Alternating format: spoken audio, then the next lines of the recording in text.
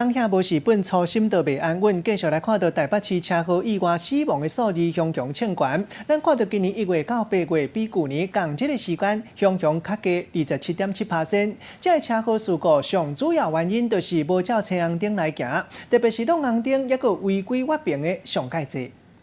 乌色轿车真着急，无等倒我的顶倒起来，才违规来驶弯。直行的乌多摆根本就袂赴反应，才都弄起哩，摔一个倒头栽。另外一站车祸搁较可怕，乌多摆看到路口咧闪黄灯，无来减速，直接就弄到骑脚踏车的人，两个人拢倒伫咧涂骹。亲像即款的代志，逐工拢有。台北市最近统计发现一个真惊人的数字，对今年1月到8月，因为车祸死亡的人数，甲去年同期比起来加真济，加出60个人，足足加出27.7%。台北市交通局统计出今年到8月底为止的死亡车祸肇事原因，其中像是违反号志管制或是驾驶没有注意车前状况等等，都容易会酿祸。其中违反号志管制就有6件是因为闯红灯酿祸，另外6件则是没有依号志灯来行驶，都容易会造成严重事故。就是黄灯啊，或是红灯的话，就会闯过去，就对这样子啊。我觉得还是要遵守交通规则啦，号志还是很重要的，还是要注意啊。